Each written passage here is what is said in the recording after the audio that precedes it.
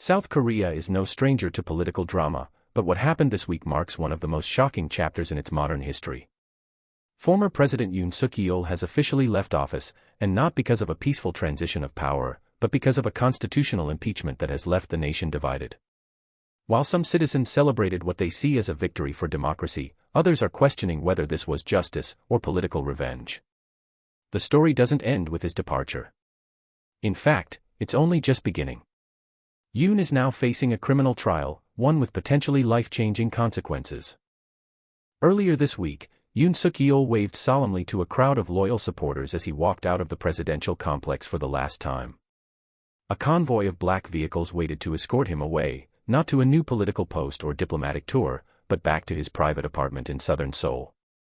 The Constitutional Court of South Korea had upheld his impeachment, validating the motion passed by lawmakers several weeks earlier. This historic move was triggered by Yoon's declaration of martial law in December, a decision that shocked the nation and prompted a constitutional crisis. Supporters lined the streets outside the presidential compound, holding signs that read, "We stand with Yoon," and "Bring back order." Others, however, gathered in protest, chanting slogans like, "No more dictatorship," and "Protect our Constitution." The duality of emotion captured on that day is a powerful reflection of the broader political divide tearing through South Korean society. The root of Yoon's downfall lies in his decision to invoke martial law in December. At the time, he claimed it was a necessary measure to maintain national security amid growing civil unrest and rising tensions with North Korea. But critics argue it was nothing more than a power grab, a dangerous and unconstitutional move designed to silence dissent and strengthen his grip on power. The Constitutional Court unanimously ruled the declaration to be a violation of democratic principles, stating that Yoon acted without sufficient legal basis and undermined the checks and balances of the democratic system.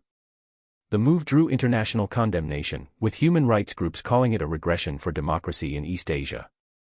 Domestically, it reignited memories of South Korea's authoritarian past, evoking comparisons to former military regimes that ruled through fear and force.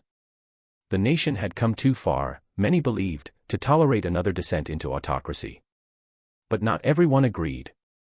Yoon's supporters defended him, saying he acted in the national interest and was targeted by political opponents eager to erase his legacy.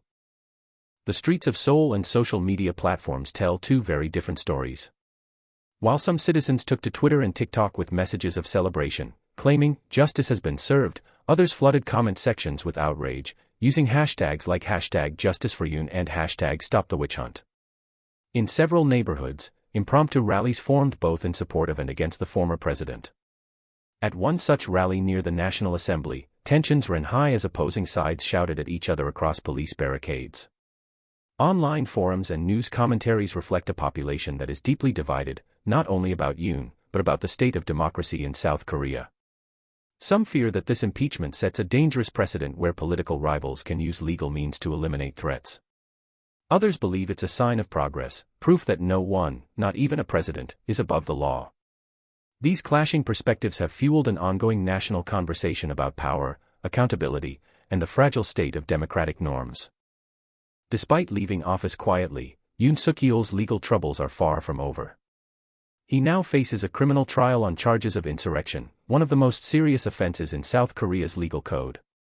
Prosecutors allege that his martial law decree was not just unconstitutional, but part of a broader attempt to orchestrate a military takeover of the government. If convicted, Yoon could be sentenced to life imprisonment, or even face the death penalty under certain interpretations of the law. Legal experts are already weighing in, with some suggesting the case will set a new standard for how former leaders are held accountable. The trial is expected to be lengthy and politically charged, likely dominating headlines for months. Meanwhile, public opinion remains fluid. As more evidence is revealed during court proceedings, citizens may shift their views, either hardening their opposition or reconsidering their support.